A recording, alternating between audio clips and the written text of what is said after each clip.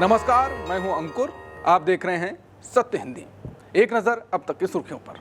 RJD ने एक video tweet किया है जिसमें अमित शाह भाषण दे रहे होते हैं और कहते हैं कि 160 से अधिक सीटों के साथ भारतीय जनता पार्टी की सरकार बनाएंगे। इसके साथ ही आरजेडी ने लिखा है कि अमित शाह ने मुख्यमंत्री नीतीश कुमार को किया गठबंधन से बाहर। आरजेडी प्रवक्ता प्रियंका भारती ने कहा है, बड़ी खबर, अमित शाह खुलकर नीतीश जी को नेता मानने से कर रहे हैं इनकार, मगर 142 सीटों पर ही भाजपा प्लस लड़ रही है। अमित शाह 160 सीट अकेले बीजेपी की बता रहे हैं, मतलब जेडीयू के विलय की घोषणा अमित शाह कर दिए हैं। बिहार विधानसभा चुनाव में रक्षा मंत्री राजनाथ सिंह की रोहतास में एक जनसभा को संबोधित करते हुए जुबान फिसल गई, जो चर्चा का विषय बन गया।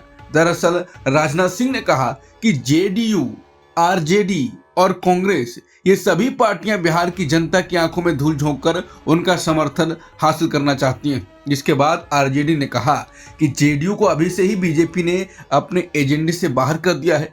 अपने और लोजपा के कार्यकर्ताओं को स्पष्ट कर दिया है कि जेडीयू को वोट नहीं डालना और ना डलवाना है, क्योंकि अब की नीतीश कुमार को मुख्यमंत्री बनने नहीं देना है। इनके घात भीतरघात के आपसी मकड़ जाल से दूर रहिए और अपना वोट बर्बाद होने से रोकने व बिहार को इन षड्यंत्रों की राजनीति से उबारने के लिए तेजस्वी यादव की सकारात्मक राजनीति को चुनिए। राज्यसभा सांसद और पूर्व केंद्रीय मंत्री कपिल सिब्बल ने भारतीय रेलवे पर आरोप लगाए। उन्होंने दावा किया कि बिहार चुनाव से पहले 3 नवंबर 2025 को हरियाणा से एक दिन में 4 स्पेशल ट्रेनें चलाई गईं। इन ट्रेनों से बिहार चुनाव में फर्जी वोट देने के लिए नकली वोटर भेजे गए। कपिल सिब्बल ने कहा कि बिहार विधानसभा चुनाव में पहले चरण के मतदान से पहले 3 नवंबर को एक ट्रेन सुबह 10 बजे करनाल से चली, पानीपत से होते हुए बरौनी पहुंची, जिसमें 1500 लोग सवार थे। उसी दिन सुबह 11 बजे एक और ट्रेन करनाल से पटना होते हुए भागलपुर के लिए रवाना हुई, जबकि तीसरी ट्रेन उसी दिन दोपहर 3 बजे गुरुग्राम से चली और पटना होते हुए भागलपुर पहुंची। इसके अलावा चौथी ट्रेन भी शाम 4 बजे गुरुग्राम से चली। इन सभी ट्रेनों के जरिए कुल 6000 लोग बिहार गए।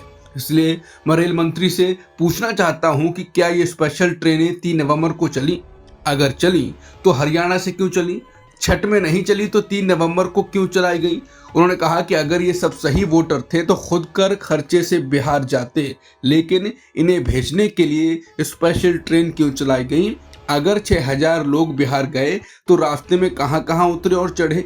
रेल मंत्री बताएं, इन यात्रियों की बुकिंग किसने की? इन लोगों के रुकने की व्यवस्था कहां की गई थी? कांग्रेस नेता पवन खेड़ा ने कहा है कि बिहार में एक वोट चोर घूम रहा है। बिहार उस चोर को खदेड़ने के लिए तैयार है।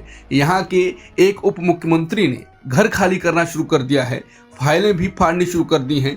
अगर किसी सरकारी दफ्तर में भ्रष्टाचार के सबूत मिटाने के लिए आग लग जाए तो हैरानी की बात नहीं होगी। कांग्रेस ने रविवार को साफ किया है कि शशि थरूर के बयानों पर पार्टी का कोई संबंध नहीं है। दरअसल शशि थरूर ने बीजेपी नेता और पूर्व उप प्रधानमंत्री लाल कृष्ण आडवाणी को उनके 98वें जन्मदिन पर बधाई दी थी, जिसके बाद विवाद खड़ा हो गया।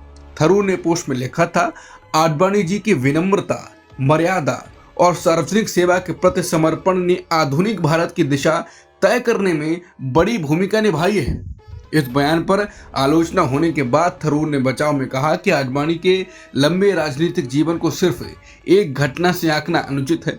इसके जवाब में कांग्रेस प्रवक्ता खेड़ा ने कहा, डॉक्टर शशि थरूर हमेशा अपनी राय खुद रखते हैं। पार्टी उनके हालिया बयान से पूरी तरह असहमत है। खेड़ा ने यह भी कहा कि थरूर का कांग्रेस सांसद और कार्यसमिति सदस्य बने रहना पार्टी की लोकतांत्रिक सोच और उदार परंपरा को दिखाता है। बता दें कि लाल कृष्ण आडवाणी को लोगों ने राम मंदिर आंदोलन और बाबरी मस्जिद विध्वंस से जोड़ते हुए थरूर के बयान की आलोचना की। कांग्रेस नेता और लोकसभा में विपक्ष के नेता राहुल गांधी ने चुनाव आयोग के मतदाता सूची के विशेष पुनरीक्षण अभियान यानी SIR पर गंभीर आरोप लगाए। मध्य प्रदेश के पचमढ़ी में राहुल गांधी ने कहा, यह प्रक्रिया वोट चोरी को छुपाने और उसे संस्थागत रूप देने की कोशिश है। राहुल गांधी ने आरोप लगाया कि प्रधानमंत्री मोदी, गृह मंत्री अमित शाह और मुख्य चुनाव आयुक्त ज्ञानेश कुमार ये तीनों मिलकर लोकतंत्र और संविधान पर हमला कर रहे हैं। दिल्ली में बढ़ते एयर पॉल्यूशन के खिलाफ विरोध कर रहे लोगों को हिरासत में लेने पर राहुल गांधी ने सरकार की आलोचना की। उन्होंने एक्स पर कहा कि शांतिपूर्ण तरीके से साफ हवा की मांग करने वाले नागरिकों के साथ अपराधियों जैसा व्यवहार क्यों किया जा रहा है? दरअसल दिल्ली में प्रदूषण के खिलाफ रविवार को इंडिया गेट पर लोगों ने विरोध प्रदर्शन किया। शाम होते होते पुलिस ने लोगों को इंडिया गेट से हटाया। इस दौरान कई लोगों को डिटेन किया गया था। प्रदर्शनकारियों का कहना था कि सरकार ने प्रदूषण से निपटने की कोई प्लानिंग नहीं की। राहुल ने कहा कि वायु प्रदूषण करोड़ों भारतीयों को प्रभावित कर रहा है, हमारे बच्चों और हमारे देश के भविष्य को नुकसान पहुंचा रहा है।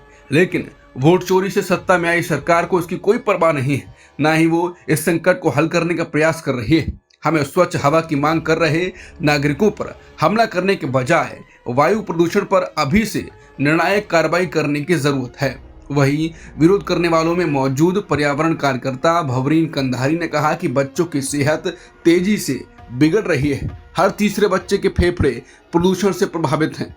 एक और प्रदर्शनकारी अभिषेक ने कहा कि सरकारें एक दूसरे पर आरोप लगाने में लगी हैं, जबकि लोगों को स्वच्छ हवा का बुनियादी अधिकार भी नहीं मिल रहा है। सुप्रीम कोर्ट के जज जस्टिस संजय कुमार ने कहा कि राज्य को धार्मिक उत्पीड़न और धर्मनिरपेक्षता से जुड़े मामलों में पूरी पारदर्शिता और निष्पक्षता दिखानी चाहिए।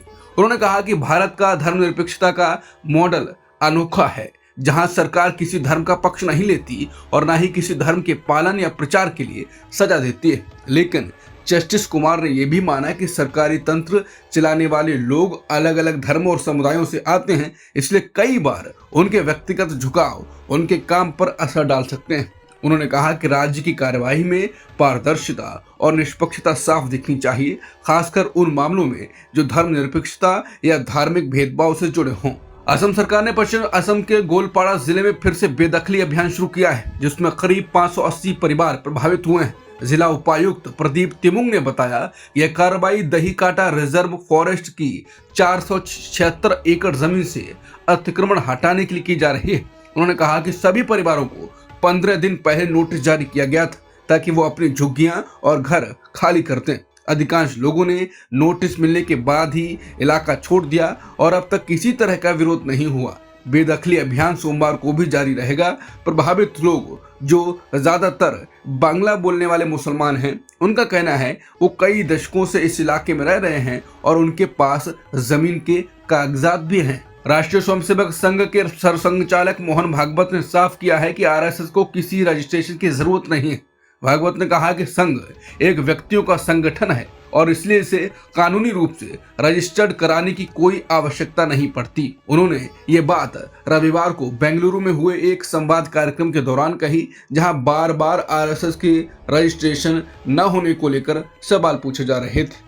अमेरिका में 40 दिन से चल रहा सरकारी शटडाउन अब खत्म होने की कगार पर है। रविवार को अमेरिकी सीनेटरों ने दोनों दलों के बीच समझौते पर सहमति बना ली है, जिसमें फेडरल फंडिंग फिर से शुरू की जाएगी। अमेरिकी मीडिया रिपोर्टों के मुताबिक CNN और फॉक्स न्यूज ने बताया है कि सांसदों ने जनवरी तक सरकार चलाने के लिए अस्थायी समझौता किया है। ये समझौता health care subsidy, food benefits और राष्ट्रपति डोनाल्ड ट्रंप द्वारा किए गए फेडरल कर्मचारियों की बर्खास्तगी को लेकर बने विवाद के बाद हुआ। व्हाइट हाउस लौटते समय ट्रंप ने कहा, लगता है शटडाउन खत्म होने के करीब है।